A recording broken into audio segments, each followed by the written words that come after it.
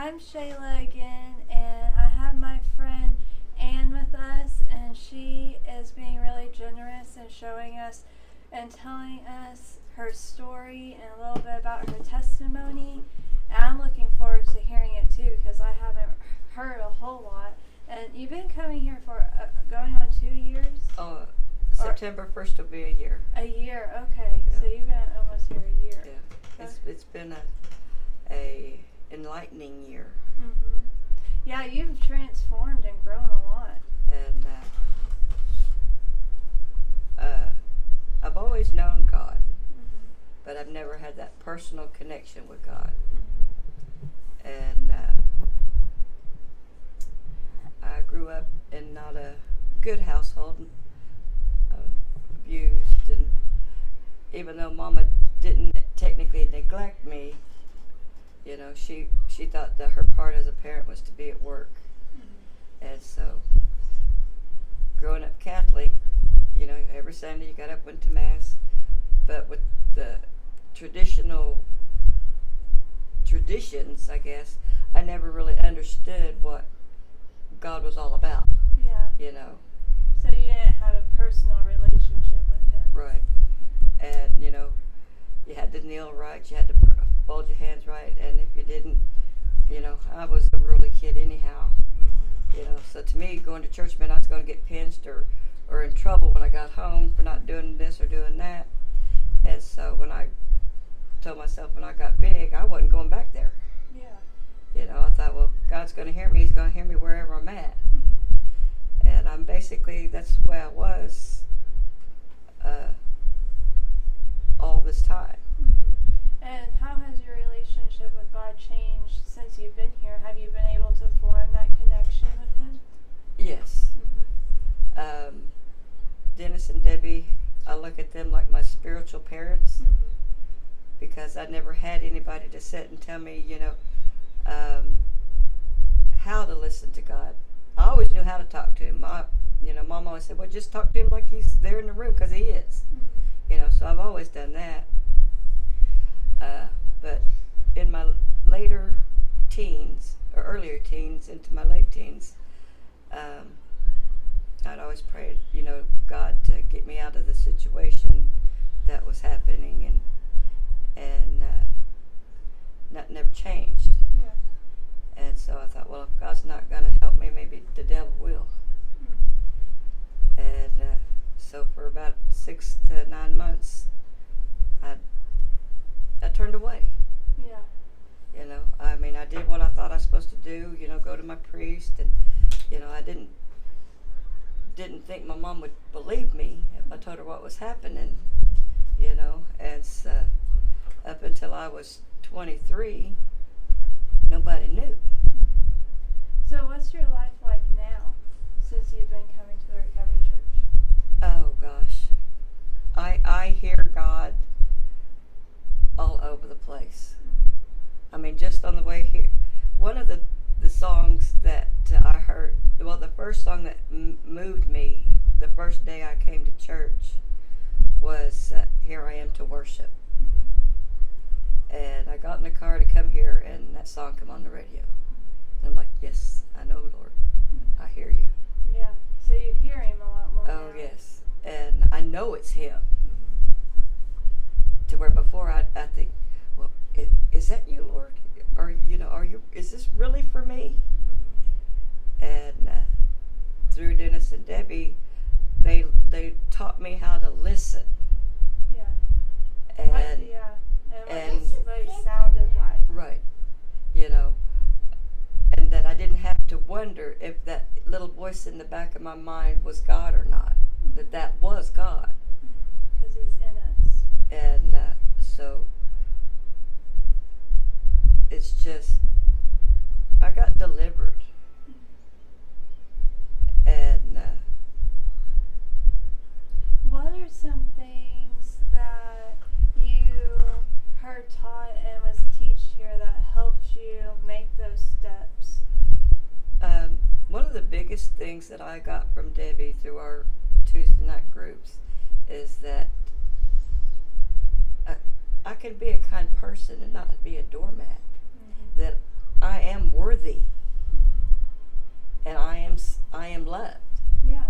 You know, even all these years I felt unloved or unwanted, and tried to be something I wasn't, because I didn't feel like I was enough, and I am. I am enough. So would you say that some of the defining moments where you saw God working through your life would be, I heard you hit on it, whenever you started hearing Him and talking to Him, and then whenever you started realizing your own worth? And what are some other defining moments where you saw the transformation in God's work on you? Back about 5 years ago, I thought the love of my life had died. And to me, I had no reason to live. And I tried to kill myself. I drank a lot, smoked a lot, popped every pill I had. And I just wanted to be numb. I just wanted to go to sleep, not wake up. Finally, I fell asleep. And I woke up 3 days later. And it's like, what in the world are you doing? Here I left my 5-year-old to his own devices for 3 days. And I thank God for taking care of him. And that was the last time that I tried to do anything like that, because that was just out and out selfishness. That was telling God that I ain't enough. And when I woke up and Jeremiah was okay, I said, okay, Lord, I'm going to try and listen. But of course, day to day, without having somebody to direct me and to help me to push out the negative thoughts and to how to focus on the positive, I just fell back into that old routine of when I'm in trouble, hey, God, help me out. And he always did. So what's something, so it sounds like you came from like a really like low place with like really no foundation and Yes. stuff and a lot of pain. So what are, and now you have that foundation, you have that strength that God has given you and this new sense of worth. What's something that you would say to somebody who is in your shoes right now, or, you know, thinking about taking that leap? If you haven't found what your place, you know, I had a friend tell me, if you're trying to find a church, drive around one, got to tell you when to stop. Well, I quit looking, and I came to this church because I wanted my son to have, you know, a church to go to that, you know, coming out of prison, that dealt with, that knew his, you know, what the things that he'd been through, not realizing that I'd been through those same things. And so that's how I ended up in the recovery church. And after, you know, a couple of weeks, 3 weeks, I got to thinking, all right, Lord, I asked you to direct me to where I needed to be, and here I am. Yeah. So God will just And keep holding on. just keep holding on, and just listen to God, and He'll direct you. Yeah. And you may not even realize it until It's happening. later, and it's like, oh, Yeah. and it was an aha moment in the middle of church, and it's like, okay, I get it. So you know we have a lot of sponsors and partners who help like make this a reality. So what's something that you might want to say to them? Thank you.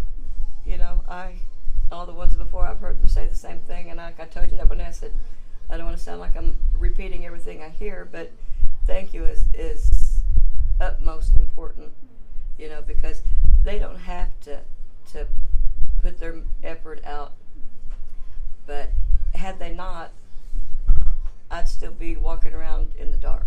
Yeah. Is there anything else that you would like to say? Just that they make it possible for me to keep myself grounded with the Lord and tell people that I see every day, hey, I know what you've been through, and I tell them about the Recovery Church. I said, you'd be surprised. I said, I had people walking up to me the first day, hugging me and welcoming me. It's like I'd never had that in my whole 54 years of life. And it was like literally like your auntie coming over and giving you a hug, you know. And I was just like floored that there was people in a church that if I cried didn't look down at me. And these sponsors helped to make that happen. And it's just, I'm just grateful that there's the Recovery Church and there's sponsors that help us do what's going on. And I admire where you come from. You know, you was the first one that I seen as like, okay. And then I got to know you and I thought, well, how dare I judge?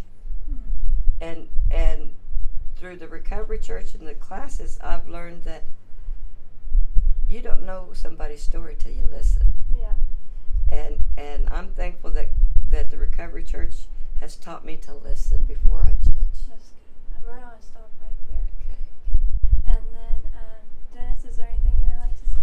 Yeah, I wanted to bring up a point with Anne Marie that I think that she will agree with a lot. There was a time when you were in a really rough spot and you just did not believe you could make that next step. And Debbie actually said some things to you that were pretty hard, challenging you, and you really kind of at first didn't like that. Oh, no, I got angry. You did.